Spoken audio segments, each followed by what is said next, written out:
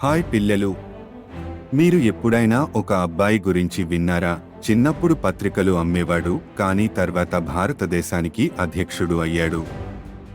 మీరు మిస్ చేయకూడని కథ ఇది. ఈరోజు మనం missile man of India doctor APJ Abdul Kalam గారి ప్రేరణాత్మక జీవిత కథను వినబోతున్నా.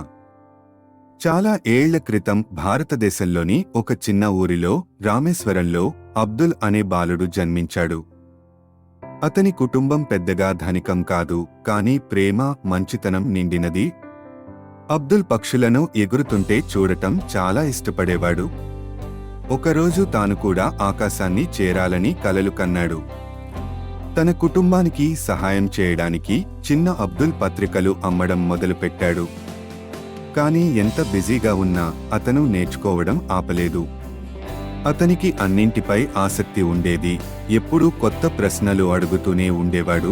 అబ్దుల్కి సైన్స్, గణిత శాస్త్రం అంటే చాలా ఇష్టం. అతను గంటల కొద్దీ కూర్చుని విమానాలు, రాకెట్లు, నక్షత్రాల గురించి చదివేవాడు. అతని గురువులు అతని ఆసక్తిని గుర్తించి బాగా చదవాలని ప్రోత్సహించారు. పాఠశాల పూర్తయ్యాక అతను ప్రసిద్ధ కళాశాలలో వాయుమండల ఇంజనీరింగ్ చదివేందుకు చేరాడు. తను కష్టపడి పనిచేస్తే ఒకరోజు రాకెట్లు తయారు చేయగలననే నమ్మకం కలిగింది.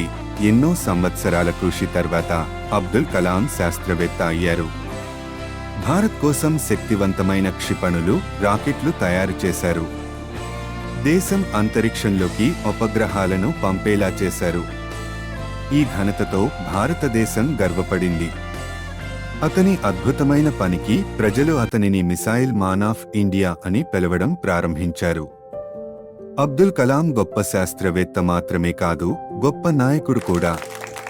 2002లో ఆయన భారతదేశ అధ్యక్షుడిగా ఎన్నికయ్యారు. అయినప్పటికీ ఆయన పిల్లలతో గడపటం ఇష్టపడేవారు. వారిని కలలు కనమని ప్రేరేపించేవారు. ఆయన ఒకసారి చెప్పిన మాటలు, కలలు కను, కలలు ఆలోచనలుగా మారతాయి, ఆలోచనలు కార్యరూపం దాలుస్తాయి. కలాం గారు ఎప్పుడూ చెబుతుండేవారు, కష్టపడి పని చేయండి, నిజాయితీగా ఉండండి, మన లక్ష్యాలను నమ్మితే ఏదైనా సాధించవచ్చు.